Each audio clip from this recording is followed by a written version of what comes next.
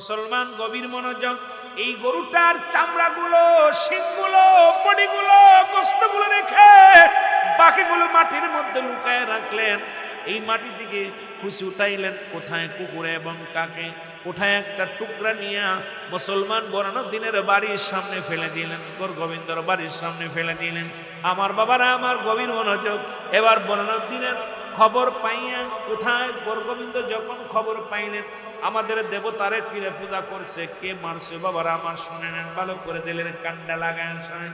খবর শুনতে শুনতে তখন পাইলেন, এলাম পাইলেন কোথায়, এই জমিনের মধ্যে বুরহানুদ্দিন তার ছেলের জন্য গরু জবাই করে কুরবানি করে কি করেছে, আগিকা করেছে। এবার গোবিন্দ তার সৈন্যদেরকে নিয়ে, ছেলেদেরকে নিয়ে বুরহানুদ্দিনের বাড়ি আসিয়া নিজের কলিজার টুকরো সন্তান, বাবার কোলে রয়েছে সন্তান, বাবার কোল থেকে ছিনিয়ে নিয়ে জমিনের মধ্যে ফেলে বুরহানুদ্দিনের কলিজার টুকরা সন্তানকে গোবিন্দ নিজ হাতে জবাই করে দিচ্ছে। জোরে বলা যাবে না আল্লাহ। জমিনের মধ্যে যেদিন জবাই করেছিল সেদিন বুরহানুদ্দিন চোখের পানিগুলো ছেড়ে ডাকতে বলেছিল, রব্বে কারীম, এই জমিনের মধ্যে কলিজার টুকরো সন্তান জবাই হয়ে গেছে, কোনো দুঃখ নাই। এই জমিনের মধ্যে আমি গরু জবাই করেছি, তার প্রতিশোধ হিসেবে আমার একমাত্র কলিজার টুকরাকে জবাই করলো। আল্লাহ তুমি এমন একটা দিন দিও যেন সিলেটের জমিনে হাজার হাজার গরু কুরবানি হয়। এই সিলেটের মানুষ যেন এমন একটা বাংলার জমিনের মধ্যে শ্রেষ্ঠ কুরবানি করতে পারে। মুসলমান শুনে নাও, শুনে নাও।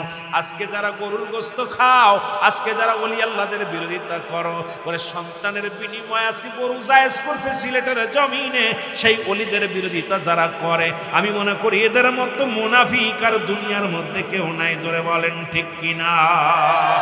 আমার ভাইরা, আমার বন্ধুরা, আমার রব্বুল আলামিন যে তোর শরীফ কিছু কথা বলে আমি অন্যদিকে আলোচনায় যাব। রব্বুল আলামিন মহাপবিত্র শরীফে আসার মতো, বসার মতো সুযোগ দান করল। যেখানে মহান ওলি এখানে শুয়ে আছেন, যাদের কোনো চিন্তা নাই, ভাবনা নাই। ঘোষণা কার? আরো জোরে বলেন কার? এখন বর্তমান সেই ওলিদের সঙ্গে দুশ্মনী শুরু করেছে তামাম পৃথিবীর মানুষ। বর্তমান দেখলাম, আজকেও নেটের মধ্যে দেখলাম, যাদের কোনো চিন্তা নাই, এক শ্রেণী পাগল বাংলাদেশে কিছু আলেম বাইর হয়েছে, তাদের নাম দিছে মুসলমান ইমান আকিদা রক্ষাকারী আলেম ওলামা, ইমাম আকিদা রক্ষাকারী কমিটি, তৌহিদি জনতা নাম দিয়া আমার সমাজের মধ্যে কিছু পাগল যারা দুনিয়ার কোনো পাগলামি করে না, দুনিয়ার কোনো সম্পদের চিন্তা নাই, দুনিয়ার মধ্যে তাদের বাড়ির চিন্তা নাই, গাড়ির চিন্তা নাই, নারীর চিন্তা নাই, রাস্তায় রাস্তায় ঘরে। এই মানুষগুলোরে আজকে একটা জিনিস দেখলাম, পটুয়াখালীর জমিনে একটা পাগল, যিনি সালা পরা অবস্থায় ছিলেন, নাম হচ্ছে সাদেকুর রহমান। এই পাগলটাকে নেটের মধ্যে দেখলাম, বাবা কিছুদিন আগে তার মাথার চুলগুলো কামাইয়া ফ্যান শার্ট পরাইয়া দিছে, তার গায়ের মধ্যে সুন্দর শার্ট লাগাইয়া দিছে। এই লোকটা কেউ খাবারও দেয় না, তাকে কি করেছে, পিটায়া পিটায়া হত্যা করেছে। তাকে ভালো মানুষ মনে করে। উনি রাতের অন্ধকারে ওইখানে যায়, যখন ব্যাটারি চার্জ দেয় অটো গাড়ির মধ্যে, এখানে যে বসে আছে অটোর চার্জ দেওয়ার যারা অটো গাড়ির মালিক, এরা চোর মনে করে, সন্দেহ মনে করে। এই পাগলটাকে পিটায়া চির বিদায় করে দিছে। জোরে বলো আল্লাহ। এ দুনিয়ার মুসলমান গভীর মনোযোগ। তুমি ইমান আকীদা রক্ষাকারী, মানুষের জান নিয়ে রক্ষাকারী হও নাই, তোমরা মানুষের জান নিয়ে খেলা করো। কিন্তু পাগলগণ, আল্লাহর ওলিগণ, তারা দুনিয়ার মুখাফিক্কি নয়। আল্লাহর মাহবুব বান্দাগণ দুনিয়ার কোনো মুখাফিক্কি নয়। দুনিয়ার জন্য তারা আসেন নাই, এই দুনিয়ার মধ্যে আছে। আনাল হক মনসুর হাল্লাতের মতো এই দুনিয়ার মধ্যে তার জীবন জৈবন তার অঙ্গ প্রত্যঙ্গ সবই রব্বি কারিমের দান করে দিছেন। এই দুনিয়ায় তার বলতে কিচ্ছু নাই, সব কিছু রব্বি কারিমের বিলিয়ে দিছে। জোরে বলেন ঠিক কিনা? আর একটু জোরে জোরে চিল্লায়া বলা যাবে না ঠিক কিনা? আমার বাবারা, আমার বন্ধুরা, আমি অত্যন্ত দুঃখ পাইলাম যে আজকে আমার সমাজের মধ্যে এই পাগলগুলোর ধরে ধরে মডেলিং করতেছো, তাদেরকে মেকিং বানাইতেছো। কিন্তু পাগল তো তোমার কাছে খাবার চায় না, এই পাগলগুলো তোমার কাছে পড়তে চায় না। এই পাগলগুলো রাস্তায় পড়ে থাকে, পাগলগুলোর মানুষ কিছু সাহায্য করে, তাদের সাহায্য পায়, তারা খায়। যেখানে রাত সেখানেই কাজ। কিন্তু মডেলিং করতে যাইয়া, তাদেরকে ডিজিটাল বানাইতে যাইয়া তাদের জীবন নিয়ে তোমরা খেলা শুরু করেছ। শুধু তাই নাই, তোমাদের কাছে একজন পাগল নিরাপদে নাই। আমি কথাগুলো বলবো, খেয়াল করবেন মুসলমান। যেখানে তুমি ইমান আকীদার দোহাই দিছো, সেখানে তোমার হাতে বাংলাদেশের একটা পাগল নিরাপদে নাই। তোমার কাছে আল্লাহর ঘর মসজিদ নিরাপদে নাই, তোমার কাছে আল্লাহর ওলিদের মাজার নিরাপদে নাই। কারণ যারা ইসলাম আনছে বাংলার জমিনে, এই বাংলার জমিনে যারা সত্য ইসলামের দাওয়াত নিয়ে আসছে, যারা সত্য ইসলামের স্লোগান দিয়েছে, সেই জমিনের মধ্যে আল্লাহর ওলিদের মাজারগুলো, আল্লাহর ওলিরা শুয়ে আছে, এই মাজারে তো বয়া তোমার কাছে খানা চায় না, তোমার কাছে কোনো কিছু চায় না। কারণ তারা দুনিয়ায় জীবিত অবস্থায় দুনিয়ায় আল্লাহমুখী করেছে মানুষগুলোকে। এখন ইন্তেকালের পরও মানুষগুলোকে হেদায়েতের দিকে ডাকছে, সেই মাজারগুলো ভেঙে গুড়িয়ে দিতেছ। এটা ঈমান আকীদার কোনো কাজের মধ্যে আসতে পারে না। জোরে বলেন ঠিক কিনা? সবচেয়ে বেশি খারাপ ওলি আল্লাহদের মাজার, ওলি পাগল, পাগল পর্যন্ত নিরাপদে নেই আমাদের দেশের। পাগল যেটু শান্তি থাকবে এটাও নেই। আশ্চর্য হয়ে গেলাম। ওলি আল্লাহ ঘুমায়ও সবচেয়ে বেশি খারাপ লাগছে, মানুষ মৃত্যুর পরে বিচারের দায়ভার রব্বে কারিমের হাতে। আমার দেশের ঈমান আকীদার কিছু ভাইয়েরা বাইর হয়েছে, মরার পরে দায়িত্ব নিছে বিচারে, ঠিক কিনা? মরা পরে এরা ফেরেশতা জিগাইব কি অবস্থা। আগে আইব নুমান ফেরেশতা, এরপর আপনার কেরামন মুনকার নেকির ফেরেশতা আইব কবর, সল জব হইব, রব্বে কারিম বিচার করব হাসরের ময়দানে। তা আমার বল পৃথিবীর ইতিহাসে কোথাও দেখি নাই যে মানুষ মারা গেলে কবর থেকে উত্তোলন করে তারে আবার পুরানো হয়। এটাও আমরা দেখলাম দুনয়ন ভরে, যেটা রাসূলের জামানায় হয় নাই, বর্তমান বাংলার জীবনে হয়েছে। তাহলে এই ঈমান আকীদার গ্রুপের হিংসুটে মন থেকে আমরা কেমনে বাঁচবো? জোরে বলেন ঠিক কিনা? এদের থেকে বাঁচা সম্ভব? মরেও শান্তি নেই, মরেও শান্তি নেই। সাবধান ওলি প্রেমিক ভাইয়েরা, আমি আপনাদেরকে অনুরোধ করব, ইসলাম প্রিয় ভাইয়েরা, এই সমস্ত ধোঁকাবাজ ইসলামের মধ্যে ঢুকে তাদের দেখলাম তাদের ওলি আল্লাহদের মাজার ভাঙতেছে আর সেখানে লুটতরাজ হচ্ছে। আমার আশ্চর্য হইলাম, ওলির মাজার ভাঙছে, সেই থেকে গরুগুলো নিয়ে যাচ্ছে, হাড়ি পাতিলগুলো নিয়ে যাচ্ছে, সেখানে দল ঘড়ি খুলে নিচ্ছে, সেখান থেকে এসি পর্যন্ত খুলে নিয়ে যাচ্ছে। তাহলে এরা ঈমান আকীদা রক্ষা করলো কেমনে করে? আমার বুঝি আসে না। জোরে বলেন ঠিক কি? আমি কি মিছা কথা কইছি না আশা কথা কইছি? হ্যাঁ, এটা মাজার ভাঙতে গেছে না লুট করতে গেছে? জোরে বলেন। লুট করতে গেছে। এটা আমাদের এখন আর বুঝতে বাকি নাই যে তোমরা আসলেই সবাই পেট পুজুরি, তোমরা ঈমান আকীদার জন্য নয়, তোমরা আসলে দুনিয়ায় দান্দাবাজি করার জন্য। জোরে বলেন ঠিক কিনা? একটু মহব্বতের সঙ্গে দুরূদ শরীফ পড়ুন। আল্লাহুম্মা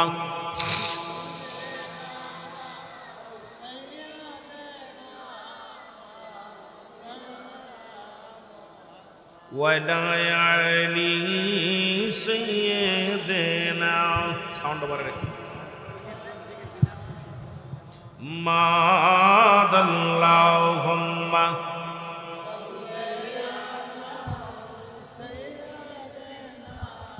মাওলানা মুহাম্মাদ আলা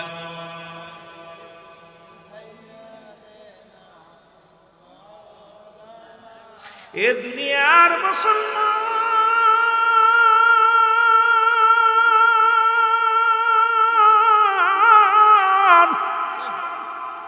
কথাগুলো বলে দিলের কান্ডা লাগা শোনা গো।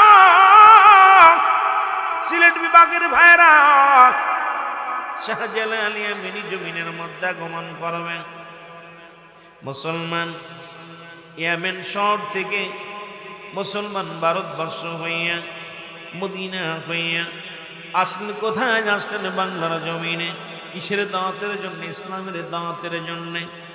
শাহজালাল ইয়ামানি এই জগতের মধ্যে যখন আসলেন মুসলমান, গোরগোবিন্দ ঘোষণা করে দিলেন এই সিলেটের জমিনে কোনো দাড়িওয়ালা ঢুকতে পারবে না, কোনো টুপিওয়ালা ঢুকতে পারবে না, কোনো দাড়িওয়ালা টুপিওয়ালা পাঞ্জাবিওয়ালা এই জমিনের মধ্যে ঢুকতে পারবে না। এমনকি সিলেটের জমিনে যদি কোনো দাড়িওয়ালা প্রবেশ করে, যে সাহায্য করবে তাকে কতল করা হবে। যে এই জমিনের মধ্যে টুপিওয়ালা আসবে তাকে সাহায্য করলে তাকে কতল করা হবে। এই সিলেট বিভাগের ভাইরা, হবিগঞ্জের ভাইরা, একটু দিলের কান্ডা লাগা শুনে নাও। আজকে দাড়ি মুখে টুপি মাথায় পাগড়ি মাথায় চলো, শাহজালালের সঙ্গে তোমরা বেয়াদবি করো, শাহপরানের সঙ্গে বেয়াদবি করো, আল্লাহর ওলিদের সঙ্গে বেয়াদবি করো। কথাগুলো না বললে বুঝতে পারবেন না। শাহজালাল ইয়ামানি চলে আসলেন 360 জনা উলিয়া নিয়া সুরমা নদীর কিনারায় বসে আছে। রব্বে কারিম ডাকতে বলে, শাহজালাল রে, আমি পাঠাইলাম দিনের দাওয়াত দেওয়ার জন্য, ইসলামের দাওয়াত দেওয়ার জন্য। কারণ ওই কোথায় সিলেটের জমিনে আজান হয় না, সিলেটের জমিন ইসলাম মানুষ বোঝে না, সবাই ইসলাম থেকে মুখ ফিরিয়ে নিতে। এই সময় তোমাকে আমি পাঠায় দিলাম ইসলামের দ্বারক বাহক হিসেবে। শাহজালাল ইয়ামানি চলে আসলেন। সুরমা নদী কেমনে পার হবে? নৌপথ বন্ধ, বিমান পথ বন্ধ, সমস্ত নদীঘাট সব বন্ধ হয়ে গেল, রাস্তাঘাট বন্ধ হয়ে গেল। এমনকি নদীর নৌকাগুলো তার মালিকে যার যার ঘরে নিয়ে যার যার বাড়ির কিনারায় নিয়ে রেখে দিলেন। শাহজালাল ইয়ামানি যখন আগমন করলেন সুরমা নদীর কিনারায়, দাঁড়ায়া দাঁড়ায়া চোখের পানি ছেড়ে কান্দে, রব্বে কারিম, আপনি আমাকে দাওয়াতের জন্য পাঠাইলেন সিলেটের জমিনে, এখন আমি পার হব কেমনে করে? রব্বে কারিম ইলহামের মাধ্যমে জানা দাও, শাহজালাল চিন্তা করো না, আমি পাঠাইলাম তোমাকে ইসলামের দাওয়াত দেওয়ার জন্য সিলেটের জমিনে। সুতরাং ভয়ের কোনো কারণ নাই, চিন্তার কোনো কারণ নাই। তুমি 2 রাকাত নামাজ পড়ো। 2 রাকাত নামাজ আদায় করলেন এবং শাহজালাল গাড়ের সেই সুরমা নদীর উপরে নিজের রুমালখানা ফেলে দিলেন, জায়নামাজ ফেলে দিলেন। একজন নয়, 2 জন নয়, 360 জন আউলিয়া সুরমা নদী পার হয়ে গেছে। জোরে জোরে চিল্লায় বলেন মারহাবা। শুধু কি তাই নাই রে মুসলমান, গভীর মনোযোগ। আমি আপনাদের কয়েকটা কথা বলে গেলে বুঝতে পারবেন। আজকে যারা দাড়িওয়ালা টুপিওয়ালাদের বিরোধিতা করেন, যারা দাড়িওয়ালা টুপিওয়ালা যারা ওলি আল্লাহদের বিরোধিতা করেন, তাদেরকে যা বোঝানোর জন্য কথাটা বলে যায়। শুরু হয়ে গেল কোথায়? সিলেটের জমিনে। শুনেছেন গোরগোবিন্দর নাম, শুনেছেন বোরানুদ্দিনের নাম, ঠিক কি? বোরানুদ্দিনের নাম শুনছেন? ও যুবক, রব্বুল আলামিন অনেকদিন বোরানুদ্দিনের কোনো ছেলে মেয়ে হয় না। শাহজালালের কদমে গেলেন, দোয়া চাইলেন, আল্লাহর ওলির কদমের মধ্যে জাফর। দুয়ার বরকতে রব্বে কারিম একটা সন্তান দিলেন, পুত্র সন্তান হলেন। উনি প্রতিজ্ঞা করলেন, সুন্নাতে রাসূল আমি আদায় করব, আকিকা করব, সন্তানের জন্য একটা গরু কোরবানি করলেন। সিলেট বিভাগের ভাইরা, হবিগঞ্জের বাবারা, এ বাবারা শুনে নাও, ভালো করে শুনে নাও। উনি একটা গরু কোরবানি করবেন, যে কথা সেই কাজ। যখন ওনার দুনিয়ার মধ্যে সন্তান দুনিয়ার মধ্যে আগমন করলেন, ওনার কলিজার টুকরো সন্তানের জন্য একটা আকিকা করলেন। সুন্নাতে রাসূল 7 দিন পরে নাম রাখলেন।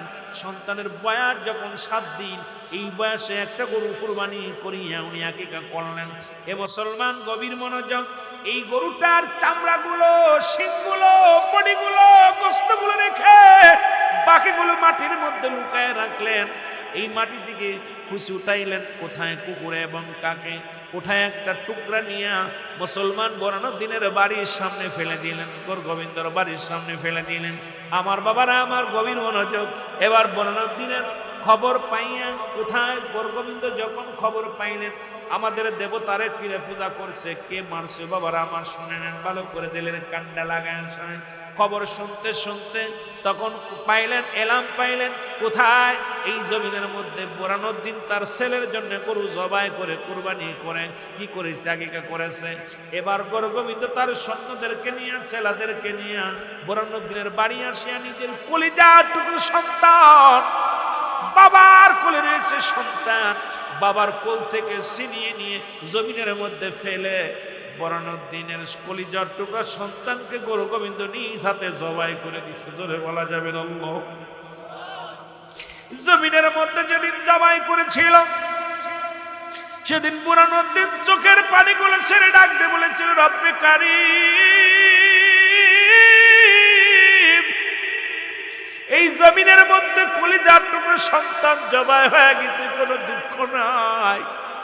এই জমিনের মধ্যে আমি গরু জবাই করেছি, তার প্রতিশোধ হিসেবে আমার একমাত্র কলিজার টুকরাকে জবাই করলো। আল্লাহ তুমি এমন একটা দিন দিও যেন সিলেটের জমিনে হাজার হাজার গরু কুরবানি হয়। এই সিলেটের মানুষ যেন এমন একটা বাংলার জমিনের মধ্যে শ্রেষ্ঠ কুরবানি করতে পারে। মুসলমান শুনে নাও, শুনে নাও, আজকে যারা গরুর গোস্ত খাও, আজকে যারা ওলি আল্লাহদের বিরোধিতা করো, করে সন্তানের বিনিময়ে আজকে গরু জায়েজ করছে সিলেটের জমিনে, সেই ওলিদের বিরোধিতা যারা করে, আমি মনে করি এদের মতো মুনাফিক আর দুনিয়ার মধ্যে কেউ নাই। জোরে বলেন ঠিক কিনা? জোরে জোরে মোহাম্মদ দুরূদ শরীফ আল্লাহুম্মা।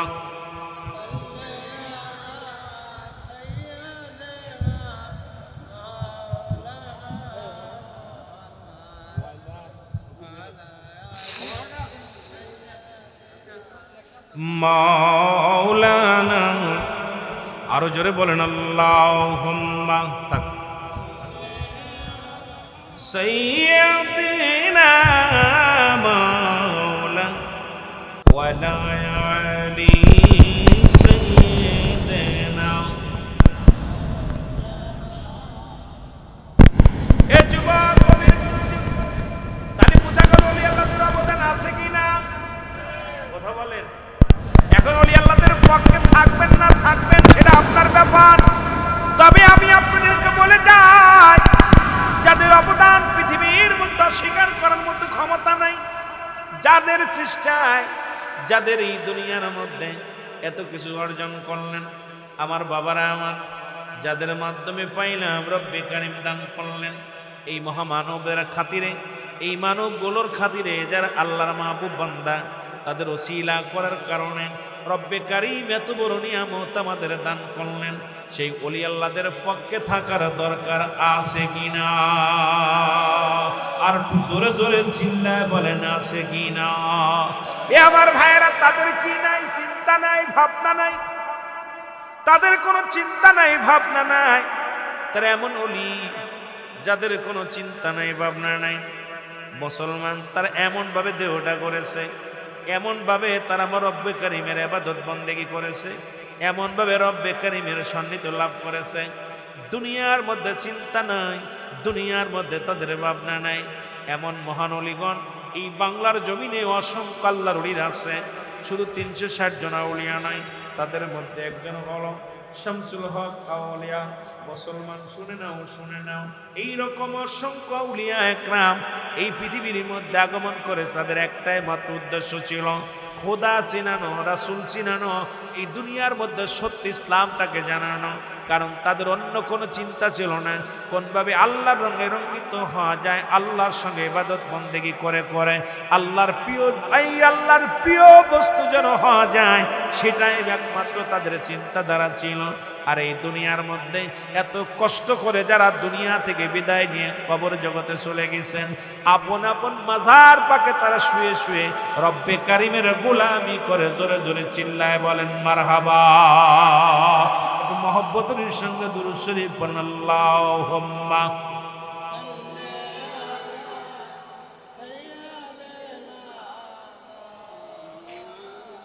ওয়ালা আলি সাইয়্যিদিনা।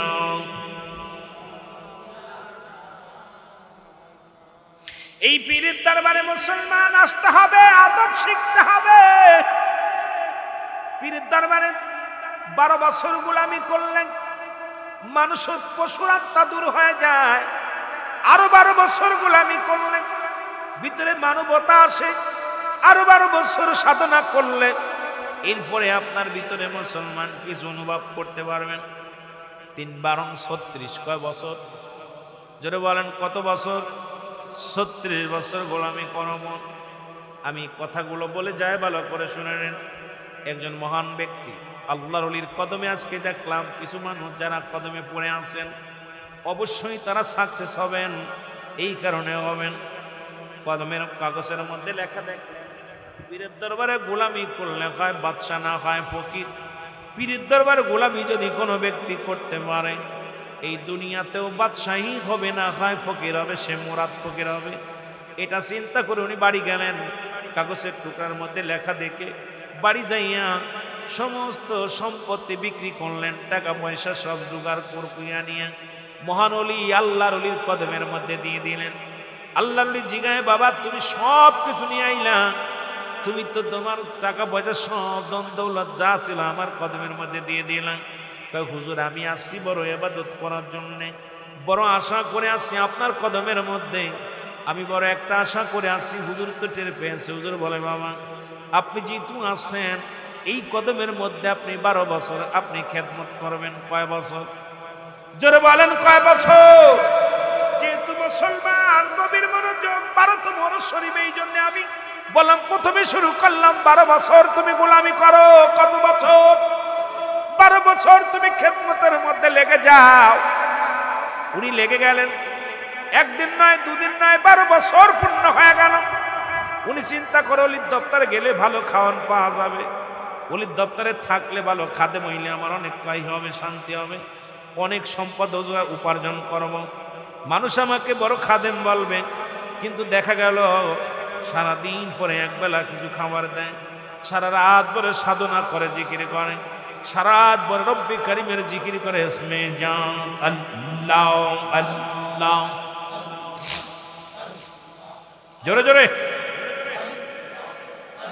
আরে কেউ বুঝিতে পারে না রে কামেল পীরের খেলা, মাশাআল্লাহ আল্লাহ আল্লাহ। আরে কেউ বুঝিতে পারে না রে ওলি আল্লাহর খেলা, আল্লাহ আল্লাহ। দয়াল যারে ইচ্ছা তারে দিয়া মিলায় পে মেরি মেলা, কেউ বুঝিতে পারে না রে ওলি আল্লাহর খেলা, আল্লাহ আল্লাহ। এ দুনিয়ার মুসলমান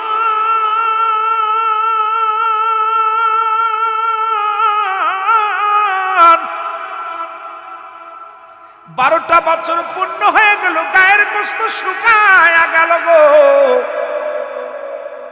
চিন্তা করে আর কয়টা দিন বাঁচবো, মারা যাব, যে কোনো মুহূর্তে মারা যাব। পীরের কাছে যায় বলে, হুজুর আজ আমার 12 বছর পূর্ণ হয়ে গেল, দয়া করে বিদায় দেন। এসেছিলাম বড় সাধনা করে, এসেছিলাম বড় আশা করে, আপনার কদমের মধ্য থেকে আমি বড় আশা করে এসেছিলাম, আশা পূর্ণ হলো না। স্ত্রী পুত্র ছেলে মেয়ে এইরকম আজকে আমার বাবারা, আমার কোনো আল্লাহর ওলিরা স্ত্রী মুখাপেক্ষী হয় না, কারণ ওলি কামেল যারা হয় এই দুনিয়ার মধ্যে তাদের সংসার ধর্ম হয় না। শরীয়ত রক্ষাতে বিবি লাগে, শরীয়ত রক্ষাতে ছেলে মেয়ে হয়, কিন্তু তারা এমনভাবে মাওলার প্রেমে ডুবে যায়, স্ত্রী পুত্র পরিবার পরিজন তাদেরকে গ্রাস করতে পারে না, কারণ এই দুনিয়ার মুখাপেক্ষী তারা হয় না। এই দুনিয়ার মুখাপেক্ষী যারা হয়, এই দুনিয়া লুবি আলেম যারা, দুনিয়া প্রেমিক পীর যারা, এরা দুনিয়ার মুখাপেক্ষী হয়। আর রব্বে কারিমের পাগল যারা, দুনিয়ার সব ছেড়ে দিয়া তারা এই দুনিয়ায় মাওলার পাগল হয়ে গেছে। জোরে জোরে বলেন ঠিক কিনা? আল্লাহর ওলি ডাক দিয়ে বলে, বাবা 12টা বছর গোলামি করলা গো, কি বা তোমারে দিব? তোমার দেওয়ার মতো কিছু হয় নাই। ও যুবক, আরো 12 বছর লেগে যাও। কয় হুজুর গো, 12টা বছর আমি আপনার কদমের মধ্যে কাটাইলাম, এই 12 বছরে গায়ের গোস্তগুলো শুকায় গেছে। শুধু তাই নয় রে, এই 12টা বছর এত কষ্ট করলাম, সারা রাত জেগে জেগে মাওলারে ডাকলাম, 5 ওয়াক্ত সালাত আদায় করলাম, সারাদিন পরে একবার খাবার পাইলাম, আর এই একবার এক মুঠা খাবার পাইলাম, পেটটি ভরে নাই। আর 12 বছর যদি থাকে মারা যাব, নিশ্চিত মারা যাব। আল্লাহর ডাক দিয়ে কয়, বাবা 12 বছর কাটাইলাম, তুমি যা আশা করে আসছে আশা পূরণ হবে না, আরো 12টা বছর সাধনা করতে হবে। বলে হুজুর আমি কি পারবো? মারা যাব, 12 বছর কাটাইতে পারবো না। কয় থাকতে হবে, বাবা থাকো। আবার কষ্ট করে থাকলে যে আমার ধনী হওয়া লাগবে, বাদশা হব, এলাকার প্রেসিডেন্ট হব, দেশের প্রধানমন্ত্রী হব, বড় আশা স্বপ্ন জাগছে মনের ভিতরে। 12 24 বছর হয়ে গেল। এবার রাত্রে বেলা ডাকতে বলা, হুজুর সকালবেলা আমার 12 বছর পূর্ণ হয়ে যাবে, এই 12 24 বছর পূর্ণ হয়ে যাবে, আমি সকালবেলা বিদায় নিব। কয় বাবা ফজরের নামাজ বাদে তুমি আসবা। ফজরের নামাজ বাদে হুজুরের কদমে আসলেন, আল্লাহর ওলির কদমের মধ্যে এসে দাঁড়াই রইলেন। ডাক দিয়ে বলে, হুজুর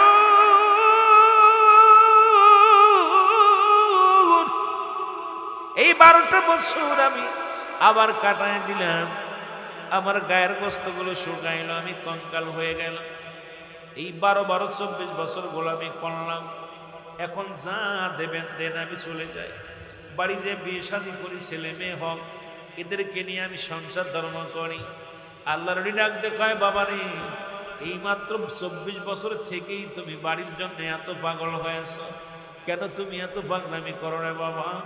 এই তো সবে মাত্র 24টা বছর কাটাইলাম, কেবল তোমার ভিতর থেকে পশু হত্যা দূর হয়েছে, মানবতা কেবল আসছে। বাবারে এই 12 24 বছর যে সাধনা করেছ, যেভাবে মাওলারে ডাকছ, যেভাবে মাওলার তুমি পাগল হয়েছ, ইহা দ্বারা কিছু পাওয়া সম্ভব নয়। আরো 12টা বছর তোমার কাটানো লাগবে। জোরে জোরে বলেন মারহাবা।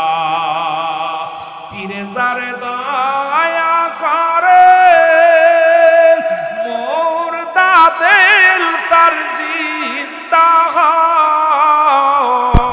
বলেন পীরে যারে দয়া করে, মোর দাদেল তার জিন্দা হয়। আরে অকুল দরিয়ার মাঝে নৌকা ভেসে যায়। বলেন অকুল দরিয়ার মাঝে ডুবা নৌকা। দেখ না ফরিদ করিল দান, অমূল্য চক্ষুর ইব্রাহিম সারিয়া দিল মহামূল্য সিংহাসন। এই দপ্তরে যাইতে হলে বাবা ধন সম্পদের কোনো কিছু থাকে না, সব মিলাইয়া দিছে। শেখ ফরিদটা সবজিটা দিয়ে দিছে আল্লাহ। ইব্রাহিম আদম বলকের বাচ্চা, সিংহাসন ছেড়ে দিয়ে আল্লাহর পাওয়ার জন্য পাগল হয়ে গেছে। আল্লাহু আকবার বলেন, আরো জোরে, আরো জোরে বলেন আল্লাহু আকবার। কামেল মোকাম্মেল খুশি, এটা হল ভাগ্য শশী। এই দপ্তরে গেলেও ভাগ্য লাগবে, কপাল লাগবে। এই জন্য কামেল মোকাম্মেল খুশি, এটা হল ভাগ্য শশী। কামেলের পদ তলে জীবন টুকু দেও বলেন কামেলের পদ তলে জীবন টুকু দেও কুরবান আল্লাহুম্মা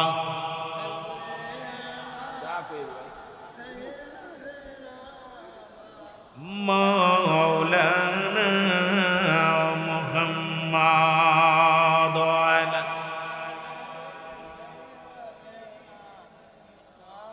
ওই কামেলের পদ তলে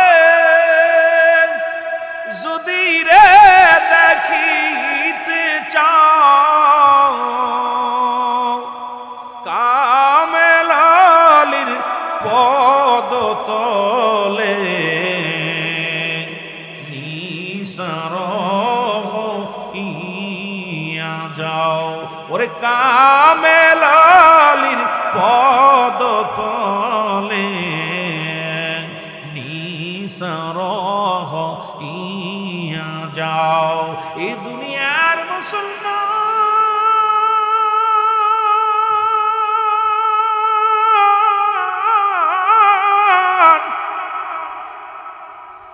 অনেক সাধনা করে আরো 12টা বছর কাটাইল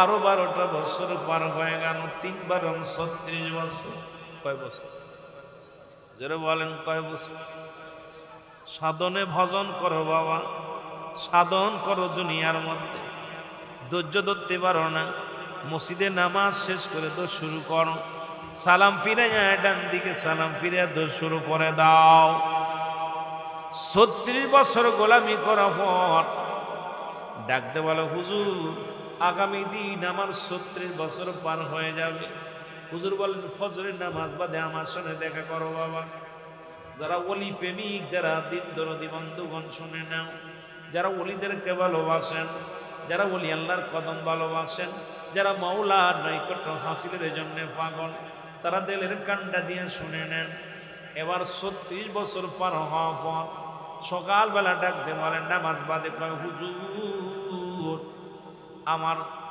36 বছর পার হয়ে গেল আজকে আমি বাড়িতে যাব আমার বিদায় করে দেন হুজুর বলেন বাবা বিদায় নেবা কি উপার্জন করেছো তুমি এমন কি কাজ করেছো বাবা এই 36 বছর যা করেছো বাবা এর বিনিময় আর কি দিব তোমারে এই নাও 1 মুষ্টা তরমুজের বেশি এটা তোমারে দিয়ে দিলাম জোরে জোরে চিল্লা বলা যাবে না মারহাবা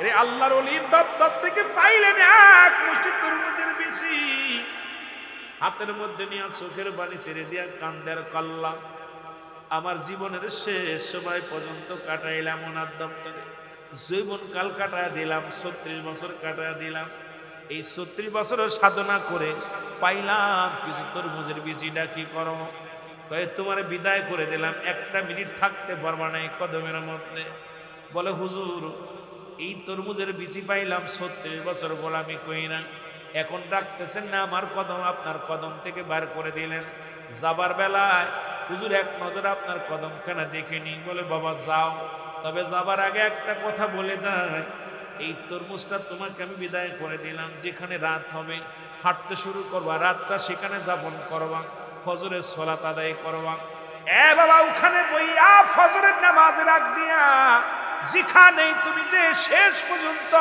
যেখানে যে থামবা সেখানে যেখানে খুব পারবা ওখানেই তরমুজের বীজগুলো রোপণ করবা এবং ফজরের নামাজ বাদে উঠবা বাবা উঠিয়া এখান থেকে তরমুজ গাছ থেকে তরমুজ কাটিয়া বাজারে নিয়ে বিক্রি করবা বিক্রি করিয়া নিয়ে এই তরমুজ কিন্তু খাইতে পারবা না বাবা এই তরমুজ বিক্রি করি আটা বানাইবা আটা বানাইয়া রুটি বানাইবা এই রুটি আটা কিনিয়া রুটি বানাইবা রুটি বানাইয়া খানা খাবা বাবা এই তরমুজ তুমি খাইতে পারবা না যাও তোমার বিদায় করে দিলাম জোরে জোরে চিল্লা বলা যাবে না মারহাবা কামেল মুকাব্বিল আল্লাহর ওলি বলতেছে বাবা তুমি যেখানে যে রাত হয়ে যাবে সেখানেই তুমি ঘুমায় পড়ো তুমি ঘুমানোর আগে এই বীজগুলো বপন করবা ভালো করে লাগাইবা সকালবেলা ঘুম থেকে উঠে আর দেখবা তরমুজ ধরছে এটা বাজারে বিক্রি করবা এটা কিন্তু তুমি নিজে খাতে পারবা না উনি কি করলেন যাইতে যাইতে একটা নদীর কিনারায় গিয়ে দাঁড়াইলেন গো ওখানে নদীর ধারে বালুর মধ্যে তরমুজ গাড়লেন এবং সকালবেলা ঘুম থেকে উঠে দেখে আল্লাহর নবী যা বলেছিল তাই তরমুজ গাছে তরমুজ ধরেছে। বাজারে গেলেন, বিক্রি করলেন। এইভাবে উনি প্রতিদিন তরমুজ কেটে বাজারে নেয়, বিক্রি করে আটা কেনে, আটা কিনে রুটি বানায়, রুটিগুলো খায় আর ওই তরমুজ গাছের পাহারা দেয় আর মাওলার জিকির করে। আসমে যাও আল্লাহ আল্লাহ, জোরে জোরে।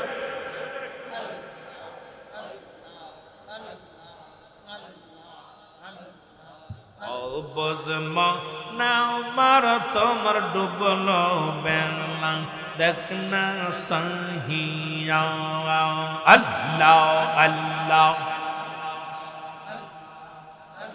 রে পরাও পারের ডাক পড়িলেন, পরাও পারের ডাক পড়িলেন, পার হবি তুই কি লইয়া ডুবল বেলা দেখনা সাহিয়া আল্লাহ আল্লাহ। একটু জোরে জোরে। ও বজ মৌনা আমার তুমি ডুবলো বেলা দেখনা সাহিয়া আল্লাহ আল্লাহ। আরে পরাও পারে ডাক পড়িলে, পরাও পারে ডাক পড়িলে, পার হবি তুই কি লইয়া ডুবলো বেলা দেখনা সাহিয়া আল্লাহ আল্লাহ। সাদের জীবন হেনায় হেনায় রং তামাশায় কাটাইলি, সামনে চল রে অবুঝ মন রে আল্লাহ আল্লাহ বলিয়া রে আল্লাহ আল্লাহ বলিয়া রে। আল্লাহ বিনে নাই রে বান্ধব, আল্লাহ বিনে নাই রে বান্ধব, পার হবি তুই কি লইয়া ডুবল বেলা দেখনা সাহিয়া আল্লাহ আল্লাহ। এ ভাইরা আমার, বন্ধুরা আমার, সারা রাত করে জিকির করে গো, সারা রাত করে রব্বে করিমের জিকির করে। সকাল যখন হয়ে যায় তরমুজ কেটে বাজারে বিক্রি করে।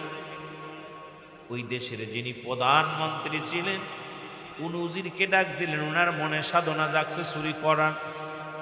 উজিরকে ডাকতে বলে, উজির দেশ পরিচালনা করলাম, আমার প্রজারা অনেক শান্তিতে আছে, জীবনে বড় স্বপ্ন একটু চুরি করব, জীবনে কোথাও যদি চুরির ব্যবস্থা করে দিতে পারো। খবর নাও কোথায় এমন ভালো ব্যবস্থা আছে চুরি করা যাবে, ধরা পড়ব না। উজির ঘুরতে ঘুরতে মহল্লার মধ্যে দেখে তরমুজ আনা একখানা কুড়ে ঘর বানায় না, এই ঘরের মধ্যে রাত ভরে জিকির করে। সকালবেলা উঠি না তরমুজ বাজারে নিয়ে বিক্রি করে, বিক্রি করি আটা কেনে, এই আটা দিয়ে রুটি বানাইয়া খায় আর মাওলা জিকির করে। উজির আসিয়া ডাক দেখায়, হুজুর পাইছি অপূর্ব একটা সুযোগ পেয়েছি, চুরি করলে কেউ ধরতে পারবে না। এবার রাতের অন্ধকারে তরমুজ চুরি করার জন্য রওনা হয়ে গেলেন প্রধানমন্ত্রী আর উজির। যখন যায় না তরমুজের খেতে যাইয়া তরমুজটার মধ্যে হাত লাগাইছে, আল্লাহর ওলি মহান কামেল পীর ডাক দে বলে, বাবা 36 বছর সাধনা করে পাইছো তরমুজের বিচি, এক রাত্রে চলে যায়, ঠেকাও বাবা তোমার সাধনার জিনিস ঠেকাও। জোরে জোরে চিল্লায় বলা যাবে না মারহাবা।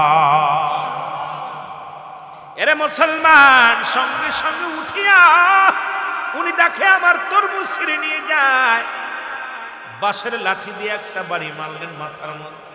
সঙ্গে সঙ্গে মন্ত্রী সাহেব মারা গেলেন।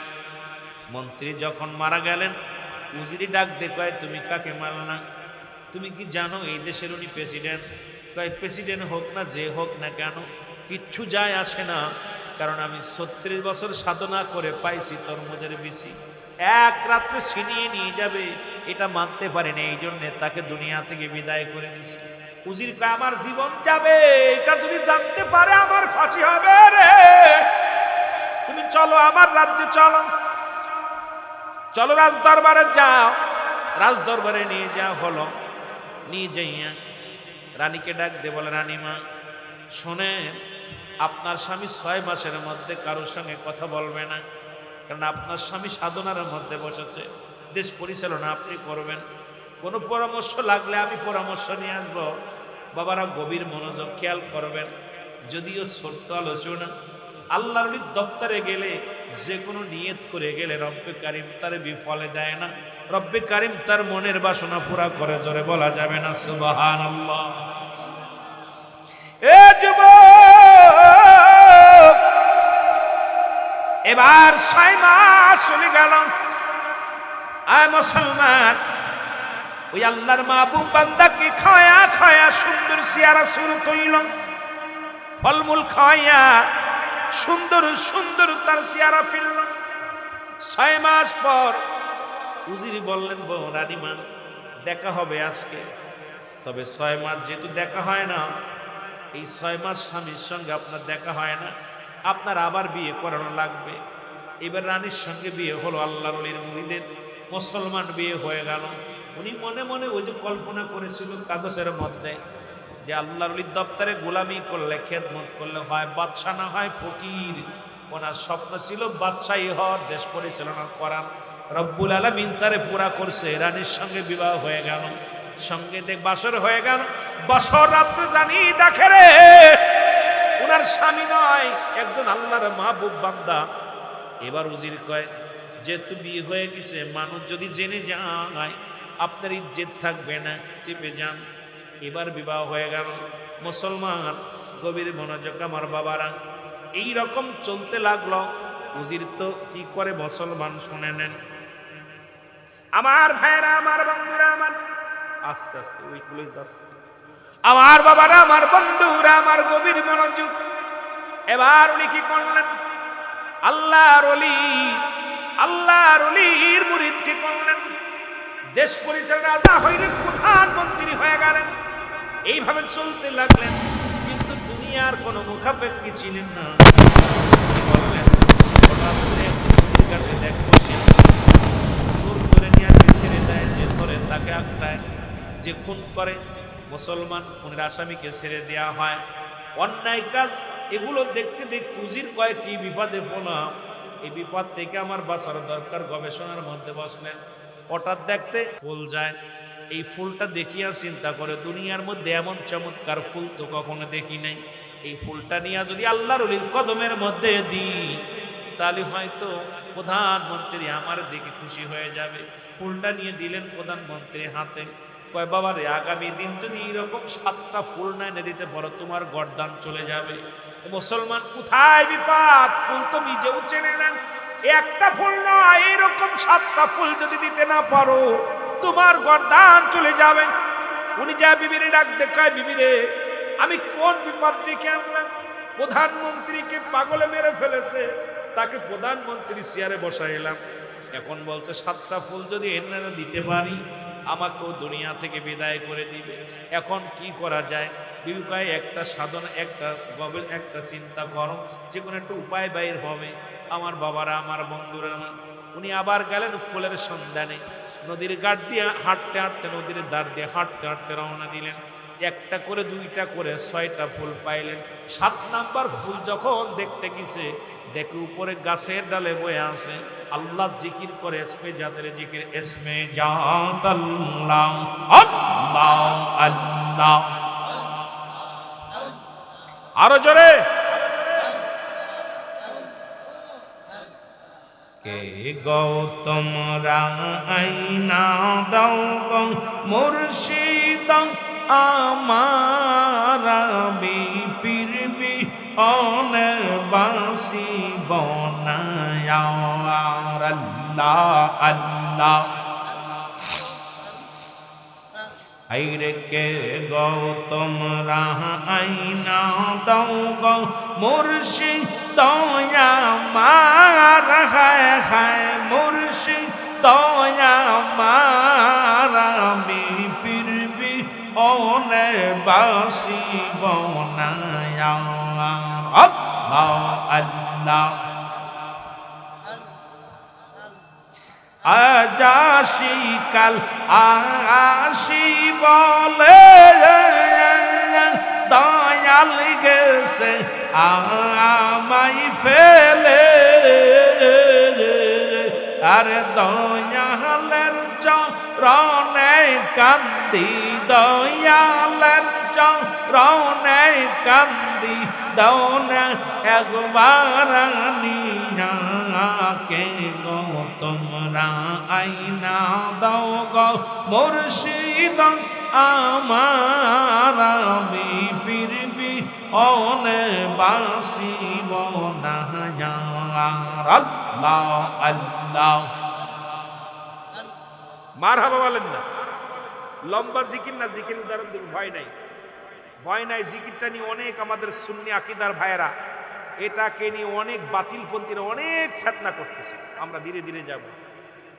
এবার উজির যা দেখে রে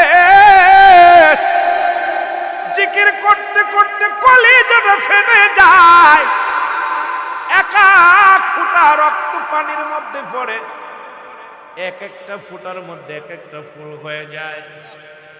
তাকায় দেখে উনি আর কেউ নয়, উনি যিনি প্রধানমন্ত্রী উনি সেই লোক যাকে আমি চেয়ারের মধ্যে বসাইছি। এই লোকটা ওই গাছের মধ্যে বইয়া বইয়া আল্লাহর জিকির করে। এবার বললেন বাবা ফুল নিয়ে চলে আসলেন, আসিয়া বলেন হুজুর আপনার 7টা ফুল আমি আনছি, নেন। বাবারে ফুল 7টা পাইলাম, ফুলের গাছটা কেমন বল? ফুল যে 7টা আমাকে দিলা, এই গাছটা দেখতে কেমন? বলে হুজুর বেয়াদবি মাফ করবেন, আমি গাছের সন্ধান পেয়েছি, ওই গাছটা আর কেউ নয়, ওই গাছটা হলেন আপনি। জোরে জোরে চিল্লায় বলা যাবে না মারহাবা। আল্লাহর ওলি একটা চিৎকার মেরে ডাকতে বলে বাবা হুজুর আমি আউলিয়ার দপ্তরে গিয়েছিলাম রে, মনে বড় স্বপ্ন ছিল আমি বিশাল রাজত্ব পাইব, দুনিয়ার মধ্যে আমি রাজা হব, আমি প্রধানমন্ত্রী হব। এই সাধনা আমার অন্তরের ভিতরে জেগেছিল। আমি গিয়েছিলাম, রব্বি কারীম আমার আশা পুরা করেছে, আমি বাদশা হয়েছি রে বাবা। যেহেতু গাছ চিনতে পেরেছো, আমি দুনিয়ার মুখাপেক্ষী নয়, আমি দুনিয়ার জন্য আমি এত পাগল নয়। আরে দুনিয়ার মধ্যে শান্তি নাই, দুনিয়াটা হলো বালকা খেলাফ, এই দুনিয়াটা পচা দুর্গন্ধময়ী, মানুষের চরিত্র কুকুরের চরিত্র। রাসূল বলে গেছেন শেষ জামানার মানুষগুলো শুধু সম্পদমুখী হবে, দুনিয়ার মানুষগুলো এমন লোভী হয়ে যাবে। আজকে ভাইয়ের জন্য সম্পদের জন্য ভাই হয়ে বাইরে খুন করবে, আজকে দুনিয়ার মধ্যে সন্তান বাবারে খুন করে, স্ত্রী স্বামীকে ফেলে চলে যায়, স্বামী স্ত্রীকে রেখে চলে যায়, ভাই ভাইকে কষ্ট দেয়, বোন ভাইয়ের সম্পদ ফাঁকি দেয়। মুসলমান আজকে দুনিয়াটা রাসূল এমনি বলে যান নাই বালহা খেলাফ, এই দুনিয়াটা পচা দুর্গন্ধ মরি, মানুষের চরিত্র হলো কুকুরের চরিত্র। কুকুর যেমন মরি পাইলে খুশি হয়, শেষ জামানার মানুষগুলো সম্পদ পাইলে বেশি খুশি হয়। জোরে বলো আল্লাহু আকবার। ও যুবক দিলের কান্ডা লাগা শোনো, যেহেতু তুমি আমার ঠিকানা পেয়ে গেছো, আমি আর দুনিয়ার মধ্যে নয়, আমাকে যেতে দাও। আমি জঙ্গলার মানুষ, জঙ্গলে চলে যায়, আমার এই রাজ দরবারে আমার জায়গা নয়, এই রাজ শিকার সাথে আমার জায়গা নয়, আমার ঠিকানা আমি আল্লাহর বান্দা, আল্লাহর প্রিয় বান্দা, আমি আল্লাহর প্রেমে পাগল, সুতরাং আমার জঙ্গলায় আমার ঠিকানা। এই জন্য আল্লাহর মাহবুব বান্দা যারা দুনিয়ার মধ্যে আগমন করেছে, দুনিয়ার ধন সম্পদের জন্য নয়, দুনিয়ার লোভ লালসার জন্য নয়, তারা এমন পাগল, এই দুনিয়া চেন নাই চেনিসা খেরা, এই দুনিয়ার মুখাপেক্ষী নয়, তারা ওই দুনিয়ার মুখাপেক্ষী। জোরে জোরে চিল্লায় বলেন ঠিক কিনা? এ যুবক,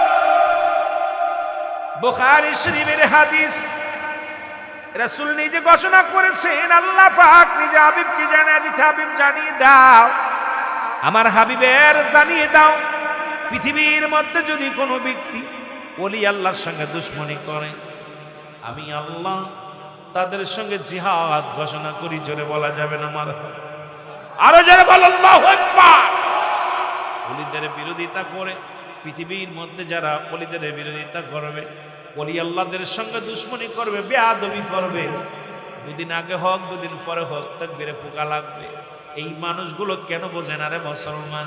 বেয়াদবে দেউমিয়া সুয়াদো বেউলিয়া, বেয়াদবে দেউলিয়া এই পৃথিবীর মধ্যে। এই জন্য শুরু থেকে বললাম, চারটা বিষয় নিয়ে, তিনটা বিষয় নিয়ে আমি কথা বলতেছিলাম। আদব, বুদ্ধি, মহব্বত, সাহস, আর এই চার গুণ যাদের মধ্যে আছে, কোনোদিন তারা বেয়াদবি করতে এবং নবীদের সঙ্গে। কারণ এই বাংলাদেশি ইতিহাস পড়ে জানলাম, বাংলাদেশ ইসলাম চাল্লার উলিরা। জোরে জোরে বলেন ঠিক কিনা? ইতিহাস পড়ে মোরা জানলাম, জানলাম ওলিগণ এনেছে ইসলাম। বলেন ওলিগণ এনেছে। আরো জোরে বলেন ইতিহাস পড়ে মোরা জানলাম, জানলাম ওলিগণ এনেছে ইসলাম। বলেন ওলিগণ এনেছে। শাহজালাল, শাহপরাণ,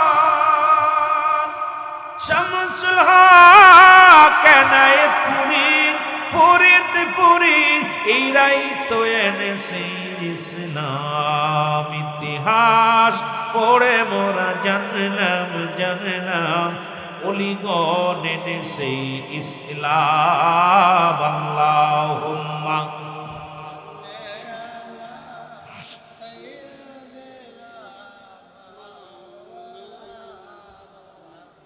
ওয়ালা আলি সাইয়্যিদিনা।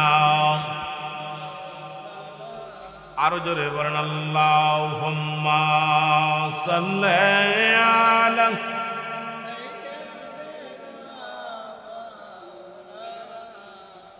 ওয়ালা আলি সাইয়্যিদিনা। এ ভাইরা আমার, বন্ধুরা আমার, গভীর মনোযোগ। ওলি আল্লাহদের সঙ্গে ওলি আল্লাহর কত পার। খাজা মাইনুদ্দিন চিশতি রাহমাতুল্লাহ আলাইহি, জোরে বলেন না মারহাবা।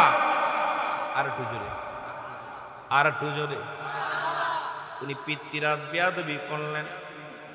দুনিয়ার মধ্যে কেমন আমি ওলি আল্লাহদের দপ্তরে যেহেতু রুস মাহফিলে আসছি, আগেই বলছি ওলি আল্লাহদের বিষয় নিয়ে কথা বলা লাগবে, তাদের বিষয় একটু বোঝানো লাগবে। পিতৃরাজ মুসলমান শুনে নাও, ওনাকে মারার জন্য একটা পাথর চালান দিলেন, এত বড় বিশাল একখানা পাথর চালান দিলেন। আর খাজা মাইনুদ্দিন চিশতি রাহমাতুল্লাহ আলাইহি উনি নামাজের মধ্যে, ধ্যানের মধ্যে, মুরাকাবার মধ্যে ছিলেন। মারহাবা বলেন না? মুরাকাবার মধ্যে ছিলেন। বলে এখন কাকা নামাজ দেশে এক শ্রেণী আলেম বাইরে এসে বলে, খাজা বাবা ভুয়া, ওলিদের সঙ্গে বেয়াদবি যারাই করছে বাংলার জমিনেও আমরা দেখেছি, তাদের অস্তিত্ব খুঁজে পাওয়া যায় না, তারা বিলীন হয়ে গেছে। মুসলমান শুনে নাও, যুগে যুগে ওলি আল্লাহদের, যদিও তারা মাজার ভাঙ্গ যাই করো আর তাই করো, শুনে নাও মাজার ভাঙতে পারবা, কিন্তু ওলিদের ভাঙ্গা এত সহজ নয়। জোরে বলেন ঠিক কিনা? পিতৃরাজ উনি পাথর চালান দিলেন। কি চালান দিলেন? পাথর চালান দিলেন। খাজা বাবা উনি ধ্যানের মধ্যে ছিলেন, পাথর মাথার উপর দিয়া জোরে জোরে ঘুরতেছিলেন। কয়েক টন ওজন। যারা মুসলমান শোনো, যারা সেরেন্দি শরীফে যাবেন, আজমির শরীফে যাবেন, দেখে আসবেন। মুসলমান শুনে নাও, শুনে নাও, ভালো করে জেনে নাও, ভারতের মধ্যে এখনো রয়েছে খাজা বাপ্পি। মুসলমান শুনে নাও, এই পিতৃরাজ কয়েকটা নজরালা একটা পাথর পাঠাইলেন খাজাবাকে মেরে ফেলার জন্যে। এবার পাথরটার পিছনে পাথর যায় খাজাবার উপর দিয়া, মাথার উপর দিয়া, এই যে তাবুর মতো বিশাল এক পাথর শুধু মাথার উপর দিয়ে ঘুরছে। উনি নামাজ শেষ করলেন, সালাম ফিরাইয়া পাথরকে দাঁড়াইতে বললেন, সঙ্গে সঙ্গে পাথর দাঁড়াইয়া পড়লেন। পাথরের মধ্যে হাত দিলেন, যখন হাতটা লাগাইলেন খাজা মাইনুদ্দিন চিশতি রহমাতুল্লাহ আলাইহির একটা নয় দুটি নয়, খাজা বাবার 5 আঙ্গুলের ছাপ পাথরের মধ্যে লেগে গেছে। জোরে বলা যাবে না মারহাবা? আর একটু জোরে বলেন মারহাবা। মোমের মতো নরম হয়ে গেছে, একদম ফোমের মতো, ফোম যেমন আর মোমের মতো গলে গেছে, ফোমের মতো নরম হয়ে গেছে। হাতটা যখন দিছে খাজা মাইনুদ্দিন চিশতি রহমাতুল্লাহ আলাইহির 5 আঙ্গুলের ছাপ পাথরের মধ্যে লেগে গেছে। পাথর কি শক্ত না নরম? যারা বলেন শক্ত নরম। 5 আঙ্গুলের ছাপ লেগে গেছে। আমার বাবারা আমার, শুধু তাই নয়, খাজা মাইনুদ্দিন চিশতির গোড়া উনি চিন্তা করলেন একটু আমি দেখি খাজা বাবা যেহেতু হাতটা দিলেন, উনি পালা হাঁটু লাগাইলেন, এই হাঁটুটার দাগ আছে আজ পর্যন্ত, কিয়ামত পর্যন্ত মাকাম ইব্রাহিম, ইব্রাহিম আলাইহিস সালামের পায়ের ছোঁয়া, পায়ের কদম যে পাথরের মধ্যে লেগেছিল, ওই পাথর কিয়ামত পর্যন্ত ঝুলন্ত অবস্থায় আছে। আর খাজা বাবা আল্লাহর ওলি মাইনুদ্দিন চিশতি রহমাতুল্লাহ আলাইহি, আমার বাবারা আমার শুনে নাও, ওই পাথরখানা কিয়ামত পর্যন্ত কয়েক টন ওজন। ওই পাথরখানা একদিন ঝুলে আছে, কোনো পাথর তার রশি লাগে নাই, কোনো খুঁটি লাগে নাই, ঝুলন্ত অবস্থা আছে। যারা আছেন দেখে আসবেন, যারা যাবেন দেখবেন রে মুসলমান। যেমনি যারা মক্কা মদিনায় গেছেন, মাকাম ইব্রাহিম যে পাথরখানা আজ পর্যন্ত ঝুলন্ত অবস্থা আছে, আল্লাহর নবীদের পায়ের ছোঁয়ায় আর আল্লাহর ওলিদের হাতের ছোঁয়ায় কিয়ামত পর্যন্ত পাথরখানা ঝুলন্ত অবস্থায় থাকবে। জোরে জোরে চিল্লায় বলেন মারহাবা। আর একটু জোরে বলেন না। আল্লাহর ওলিদের পার দেশে কে? জোরে বলেন দেশে কে? ওলিদের সঙ্গে বেয়াদবি করলে কি হয় মুসলমান? আমি জ্বলন্ত প্রমাণ দিয়ে যাই। এই খাজা মাইনুদ্দিন মুসলমান, উনি যখন যাইতেছিলেন, ও যুবক বন্ধুরা আমার, ওনার সঙ্গে ওই দেশের যিনি প্রধান, আমার বাবারা আমার, বন্ধুরা আমার শুনে নাও, উনি কত কষ্ট দিতে লাগলেন এই দুনিয়ার মধ্যে। খাজা মাইনুদ্দিন চিশতি যখন আসলেন, এবার বাবুরা কি করলেন? হিন্দু বাবুরা ওনাকে মারার জন্যে বিশাল টোল পাঠাইলেন, পুলিশ বাহিনী পাঠাইলেন, আর্মি পাঠাইলেন, র্যাব বাহিনী পাঠাইলেন। উনি বসে আছেন, উনি বসে রয়েছেন। ওনাকে যখন লোকজন ওনাকে বলেন উঠতে, উঠতে পারলেন না, উঠাইতে পারলেন না। যাকে বললেন দুনিয়ার মধ্যে খাজা বাবা ভুয়া। এখন খাজা শব্দের অর্থ সম্মান, সুবহানাল্লাহ বলেন। খাজা শব্দের অর্থ কি? আরো যারা বলেন না অর্থ কি? সম্মান। বাবা শব্দের অর্থ ভান্ডার বা দয়া। খাজা বাবা একজন সম্মানী ব্যক্তি। আজকে আল্লাহ ওলিদের নামের আগে খাজা লেখা হয়, এটাকে নিয়ে অনেকের মুসলমান মন্তব্য আছে। আমার বাবারা শুনে নেন, তাদের নামের আগে জনাব লাগে, হযরত লাগে। জনাব শব্দের অর্থ সম্মান, হযরত শব্দের অর্থ সম্মান। খাজা হলো ফার্সি ভাষা, বাবা শব্দের অর্থ ভান্ডার বা দয়া।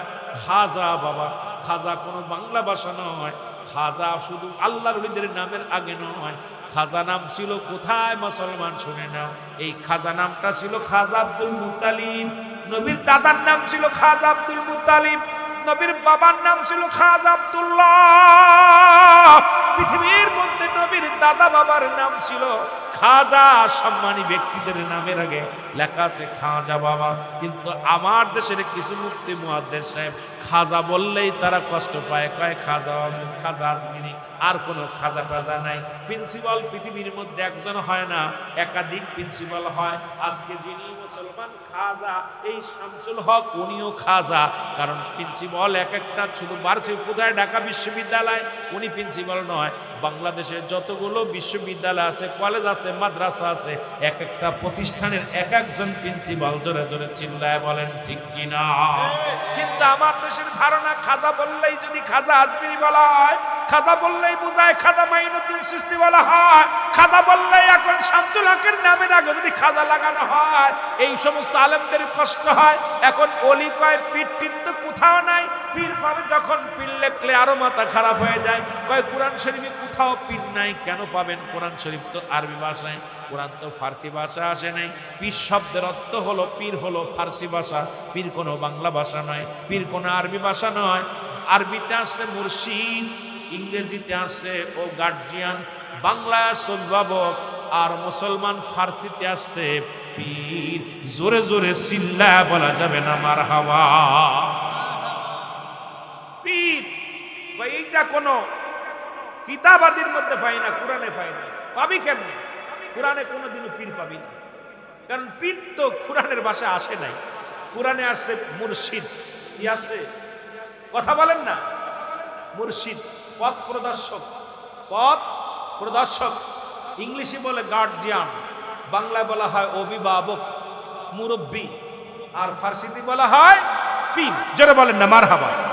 যেটা বলতেছিলাম খাজা বাবা, তাহলে বোঝা গেল খাজা। খাজা শব্দের অর্থ সম্মান। ফার্সি ভাষায় খাজা আসছে। খাজা শব্দের অর্থ সম্মান, বাবা শব্দের অর্থ ভান্ডার বা দয়া। খাজা বাবা একজন সম্মানিত ব্যক্তি। জোরে জোরে চিল্লায় বলা যাবে না সুবহান। আর একটু জোরে বলেন সুবহানাল্লাহ। আমার বাবারা, আমার বন্ধুরা, আমার খাজা মাইনুদ্দিন চিশতি রাহমাতুল্লাহ আলাইহি এবার উনাকে উঠে দাঁড়াইতে বলেন, উঠলেন না। এবার বাবুরা কি করলেন? ওনাকে মন উঠাইতে পারলেন না। যত লোক আসে উঠানোর জন্য অনেক চেষ্টা করলেন, উঠাইতে পারে নাই।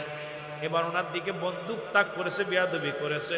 সঙ্গে সঙ্গে বন্দুক থেকে একটা গুলি বাইর হন নাই। যখন ফাঁকা গুলি করে গুলিগুলো বাইর হয়ে যায়। খাজা মাইনুদ্দিন চিশতির দিকে যখন গুলি করা হয়, গুলি কিন্তু একটা গুলিও লাগে নাই। এ মুসলমান শোনো, খাজা মাইনুদ্দিন চিশতি এবার তাদেরকে দাঁড়াইতে বললেন। যখন দাঁড়াইলেন, সমস্ত সিফা সালাকে সবাইকে দাঁড়া করে রাখলেন। এটা রব্বুল আলামিনের মহব্বত, একদম নিয়ামত। আল্লাহর ওলিদের সঙ্গে বেয়াদবি করলে যা হয়, এরম তারা সারা দিন দাঁড়ায় রইলেন। জোরে জোরে চিল্লায়া বলা যাবে না সুবহানাল্লাহ। আর একটু জোরে বলেন না সুবহানাল্লাহ। এই জন্য ওলিদের সঙ্গে দুশমনি করা যাবে না, ওলিদের সঙ্গে বেয়াদবি করা যাবে না, ওলিদের দপ্তরে যা বেয়াদবি করা যাবে না, শরগোল করা যাবে না। কারণ তারা আল্লাহ থেকে জুদা নয়। আল্লাহর সঙ্গে সবসময় তাদের প্রেম দুনিয়ার মধ্যে ডুবে আছে। দুনিয়ার কোনো মুখাপেক্ষী নয়, সদা সর্বদা এমন প্রেম দুনিয়ার মধ্যে তারা ডুবছে। তাদের সেনার মধ্যে যেমন আনাল হক বলছিলাম, মনসুর হাল্লাস, এটা শরীয়তের আলেমরা চিনতে পারে না। উনি আনাল হক, আমি আল্লাহ, আমি আল্লাহ।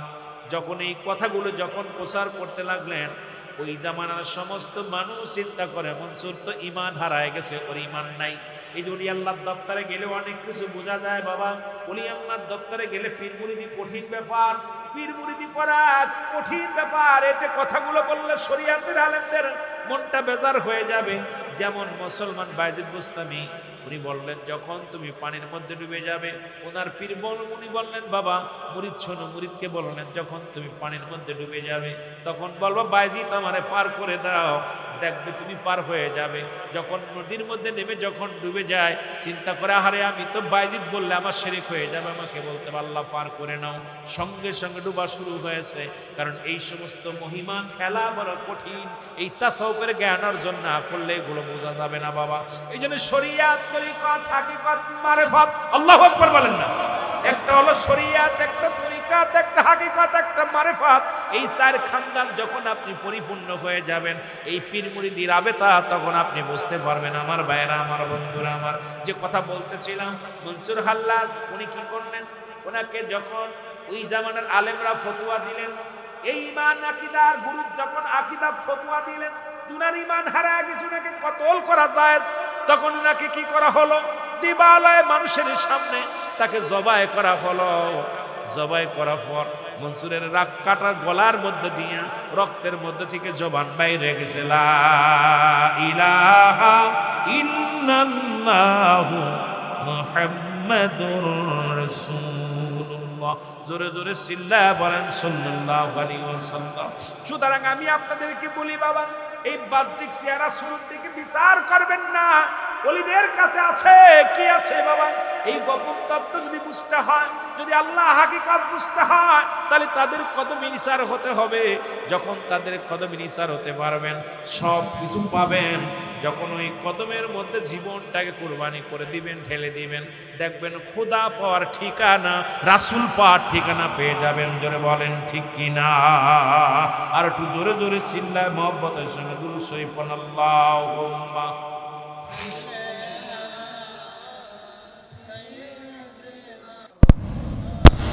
ওয়াদায়ানি। সুতরাং আমি আপনাদেরকে একটা কথা মেসেজ দিয়ে যাই, এই বাংলাদেশে ওলি আল্লাহকেও কোনো মানুষ বানায় নাই। বাংলাদেশে অল পৃথিবীর মধ্যে ওলি আল্লাহ কে বানায়? যারা বলেন কে ওলি আল্লাহ বানায়? কে? আল্লাহ। কোন মানুষে পীর বানায় না, কোন মানুষ ওলি বানায় না। এটা কে বানায়? আল্লাহ বানায়। সুতরাং আপনাদের কাছে আমার করজোরে দাবি থাকবে, আল্লাহর কোন ওলিদের সঙ্গে বেয়াদবি করবেন না। যারা বলেন করবেন না। ওলি আল্লাহদের এই দেহখানা পৃথিবীর কোনো শক্তি নাই খাওয়ার, পৃথিবীর মাটির কোনো ক্ষমতা নাই ওলিদের এই দেহখানা খাবে। অসংখ্য প্রমাণ আপনারা পেয়েছেন, অসংখ্য প্রমাণ পেয়েছেন। আল্লাহর মাহবুব বান্দাদের দেহ আল্লাহ পাক এমনভাবে তাদের তৈরি করছে যে এই পৃথিবীর মধ্যে তাদের ইজ্জত সম্মান এমনভাবে বাড়ছে, ইন্তেকালের পরেও তাদের মর্যাদা বাড়ছে। জোরে বলেন ঠিক কিনা? আর একটু জোরে বলেন ঠিক কিনা? তবে পীর কোনো মাকসুদ নয়, মাকসুদ স্বয়ং আল্লাহ। জোরে বলেন ঠিক কিনা? পীর কোনো মাকসুদ নাকি? জোরে বলেন পীর কোনো মাকসুদ? কে মাকসুদ? কে? আর একটু জোরে বলেন কে? পীর কোনো মাকসুদ নয়। যারা পীরকে মাকসুদ মনে করে ইবাদত করে এরা জাহান্নামী হয়ে যায়। কিন্তু পীর মাকসুদ নয়, পীর হলো মাধ্যম। পীর হলো মাধ্যম। পীর কি? জোরে বলেন না, পীর কি? মাধ্যম। এই মাধ্যম দ্বারা পাবো কাকে? আল্লাহকে পাওয়ার একমাত্র ঠিকানা, রাসূল পাওয়ার ঠিকানা। কিন্তু আমরা অনেক সময় ওলি আল্লাহদেরকে আমরা ই বানায় ফেলি, মাকসুদ বানায় ফেলি। দেখা যায় আমরা অলিমুখী হয়ে গেছি, পীরমুখী হয়ে গেছি। নামাজ পড়ি না, শরীয়তের বিধান মানি না, শরীয়তের রকম মানি না। আমি আপনাদের অনুরোধ করব, আপনারা যারা এগুলোর ভিতরে আছেন আপনারা ক্ষতিগ্রস্ত হয়ে যাবেন। হেদায়েতের দায়িত্ব কোনো পীরকে দেওয়া হয় নাই, হেদায়েতের দায়িত্ব কোনো আলেমকে দেওয়া হয় নাই, হেদায়েতের দায়িত্ব কোনো নবীগণকে দেওয়া হয় নাই। হেদায়েতের দায়িত্ব রব্বে কারিমের হাতে। জোরে বলেন ঠিক কিনা? আরো জোরে বলেন ঠিক কিনা? তদ্রূপ আল্লাহর ওলি যিনি শুয়ে আছেন উনিও এখানে আসছেন আপনাদেরকে সেই পথ চিনানোর জন্য, সেই মত, সেই রাসূলুল্লাহর পথ, আমার রব্বে কারিমের পথ। যে পথে গেলে প্রিয়জনরা গিয়েছে, যে পথে গেছে ওলি আল্লাহগণ, যে পথে গেছে নবীগণ, যে পথে গেছেন সাহাবীগণ, সেই পথটা অনুসরণ করার জন্য যুগে যুগে অসংখ্য আল্লাহর ওলিরা আসছে। কিয়ামত পর্যন্ত আর কোনো নবী আসবে না, নবীদের দরজা বন্ধ, ওলিদের দরজা খোলা। ঠিক কিনা? আর ওলিদের কাছে আসে ইলহাম, নবীদের কাছে আসে ওহী। বিশ্বাস হয় কার কার? বিশ্বাস হয়? নবীদের কাছে আসে কি? ইলহাম। ওহী আসে, ওহী আসে ওই নবীদের কাছে, আর ইলহাম আসে ওলিদের কাছে।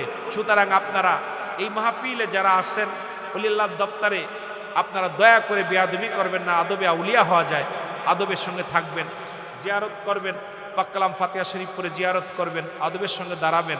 দাঁড়াইয়া কোনো ওলি দিতে পারে না কোনো কিছু, কোনো পীর সাহেব কোনো দিতে পারে না, কাজ দিতে পারে না। সুন্নিয়াতের প্রচারের স্বার্থে ভিডিওটি লাইক, কমেন্ট ও বেশি বেশি শেয়ার করুন। আমাদের সাথেই থাকুন।